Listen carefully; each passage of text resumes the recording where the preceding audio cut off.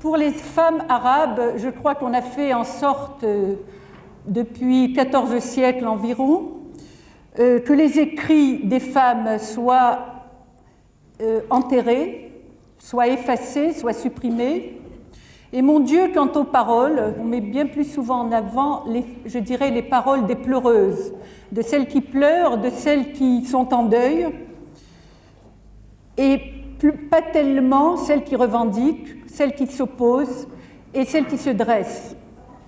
Le texte que j'ai écrit sur Fatima bint Mohammed, c'est vraiment par hasard que je le lis pour la première fois dans la ville fatimide par excellence, c'est-à-dire Fès, et mon Dieu, j'y vois un symbole de bon augure.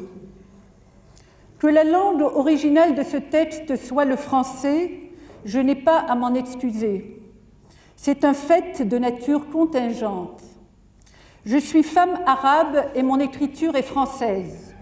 En d'autres lieux ou en d'autres siècles, mon écriture aurait pu être en persan, en bengali, en turc. Le sujet aujourd'hui reste le même, sera développé de la même façon dans un développement à demi fictionnel sur la fille du prophète. D'une certaine façon, au fond, sur le cœur de l'islam, et en tout cas sur son frissonnement. Peut-être même pourrais-je remarquer, et c'est seulement maintenant que je le fais, que c'est peut-être parce que j'écris dans une langue sur les marges, que j'écris dans un français qui, pour ce sujet-là, est une langue neutre, qu'après tout, je peux m'en approcher avec une certaine inconscience. Car en effet, je sens malgré tout que je m'approche du cœur du cyclone et que, comme vous le savez depuis quelque temps, toute écriture de fiction de nature islamique est, mon Dieu, assez dangereuse, que l'on soit femme ou que l'on soit homme. Aussi, je devrais dire aussi, avant de terminer et de lire ce texte, finalement que je ne sais pas si j'écris par désespoir ou par espoir. Je ne sais pas si en racontant le passé, et dans le cas d'aujourd'hui un passé connu de presque tous, je parle plutôt du présent en me voilant.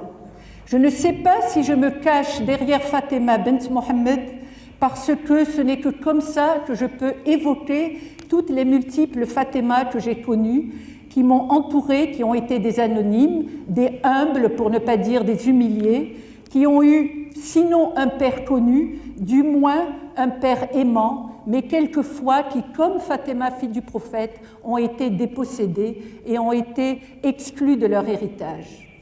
Celle qui dit non à Médine. Ce fut d'abord le père de la fille aimée. Que le salut de Dieu soit sur lui, que sa miséricorde le protège. Ce fut lui qui, le premier, à Médine, a dit non. Il répéta devant tous non. Ce refus à la fin d'un discours du haut du minbar. Cette dénégation devant les fidèles en pleine mosquée.